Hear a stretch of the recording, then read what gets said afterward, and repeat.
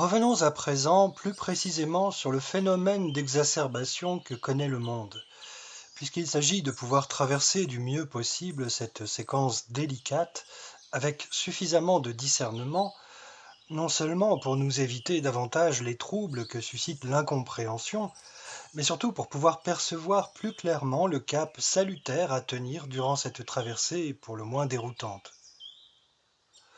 Comme il est en effet essentiellement question de discernement dans cette affaire, gardons toujours à l'esprit que l'on ne peut pas se contenter d'observer l'évolution du monde d'un point de vue uniquement formel, c'est-à-dire en ne recherchant uniquement de causes qu'au sein du théâtre extérieur. N'oublions pas en effet que l'état du théâtre extérieur ne sera jamais que la manifestation d'un état plus profond, plus subtil, celui donc d'un théâtre intérieur,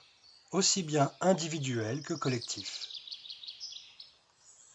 On peut toujours imputer l'exacerbation générale à toute une batterie de circonstances et d'éléments factuels,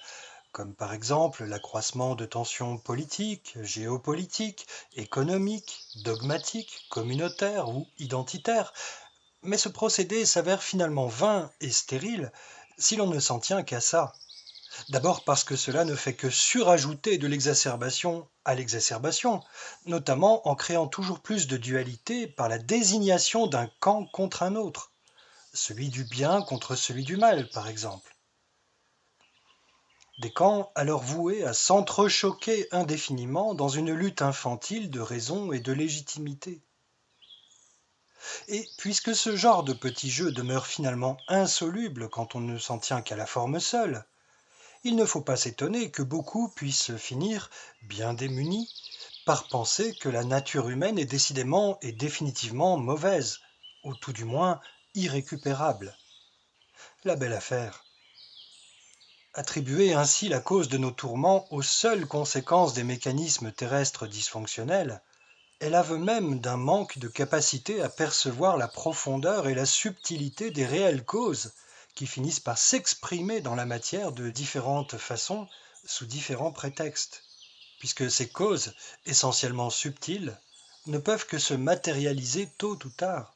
et ce tant qu'elles ne seront pas abordées ni traitées à la véritable racine subtile. On remarquera souvent que les prétextes utilisés pour justifier l'explosion des tensions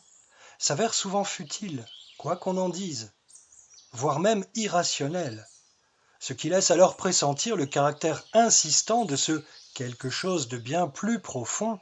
qui cherche à se révéler au monde. Malheureusement, personne ne semble vraiment se donner les moyens d'aller véritablement au fond des choses.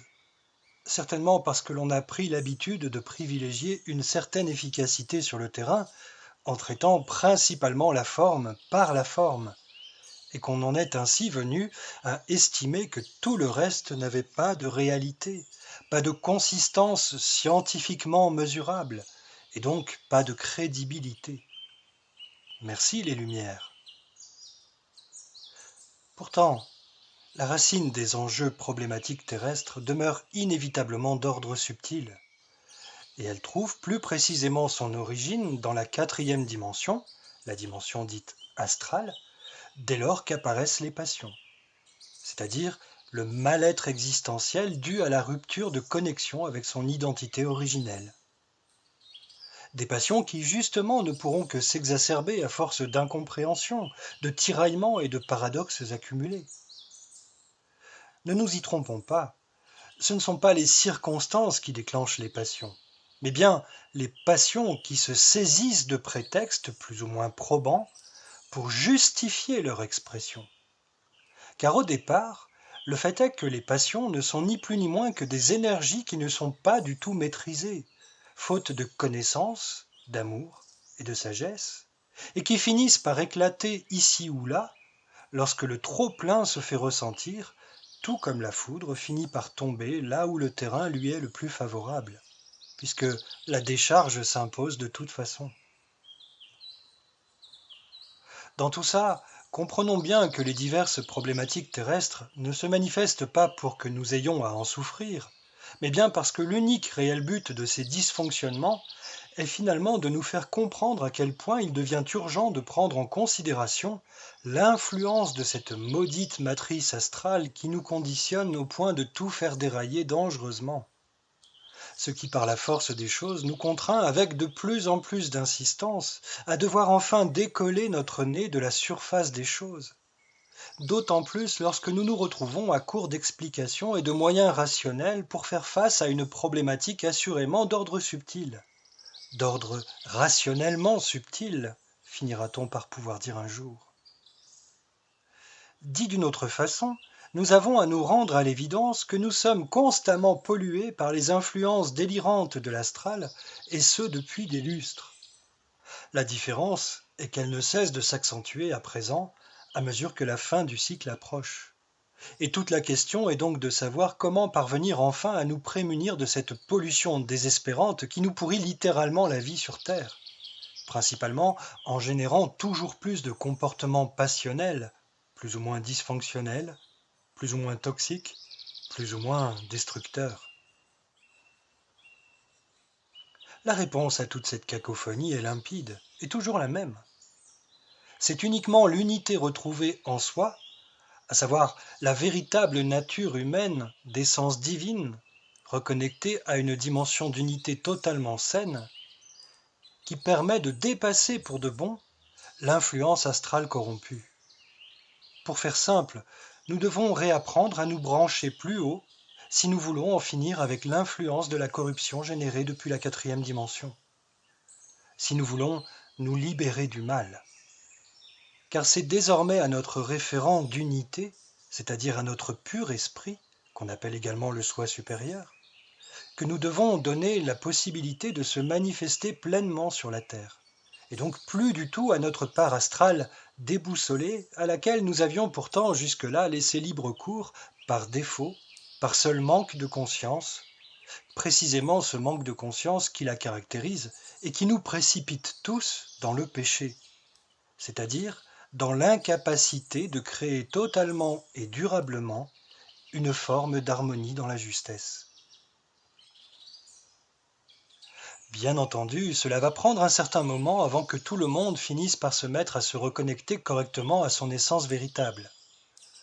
En attendant, ceux qui sont d'ores et déjà engagés dans cette dynamique sont invités à développer d'une part l'art et la manière d'établir la juste connexion salutaire pour eux-mêmes, façon pionnier,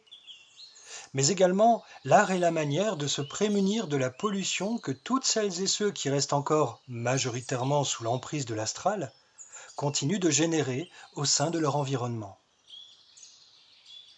Il est en effet hors de question de pâtir davantage de cette pollution ambiante dès lors que nous entreprenons le retour à un état d'être sain, authentique, harmonieux, et que nous entendons être respectés dans notre choix qui est celui de vivre une incarnation enfin pleinement épanouissante et épanouie.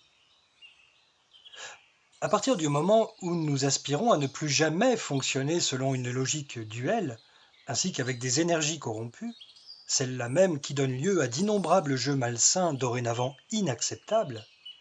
soyons bien conscients que le fait de chercher à se prémunir de la pollution astrale des autres, c'est avant tout chercher à affiner la maîtrise des énergies, d'une part pour assurer l'intégrité de sa propre sphère énergétique, d'autre part pour s'aménager une forme de vie partagée, équivalente à nos propres et saines vibrations. Et ce, d'autant plus lorsque nous nous prévalons en conscience de la sacralité de notre être-té, physique et subtile, comme de celle de notre expérience, surtout donc lorsque celle-ci tend à son accomplissement.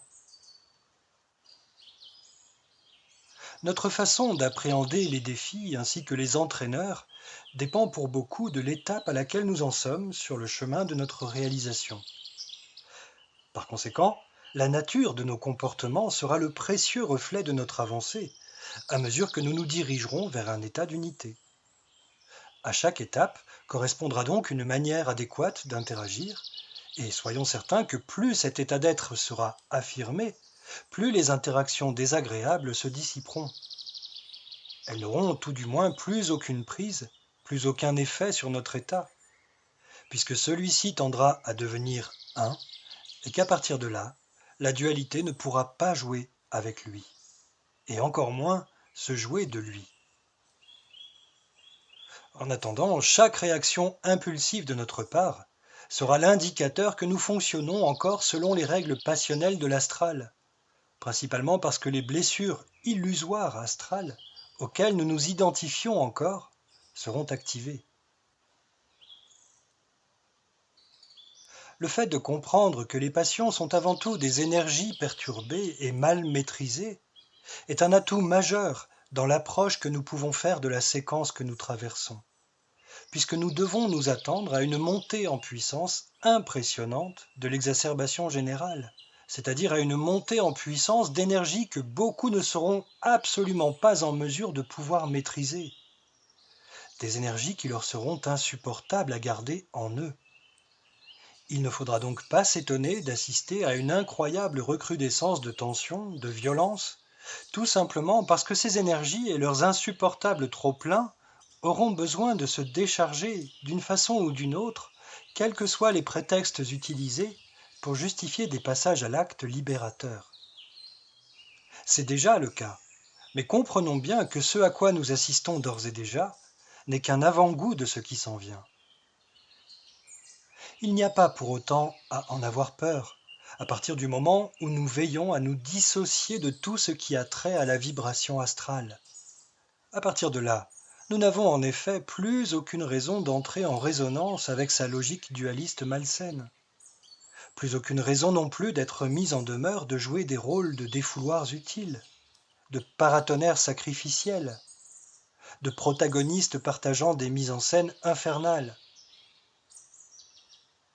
Notre boussole interne nous conduira toujours à la bonne place et au bon moment pour que nous cheminions toujours entre les gouttes, loin des orages spectaculaires, et ce, dès lors que nous avons résolument choisi d'incarner la réalité de l'unité,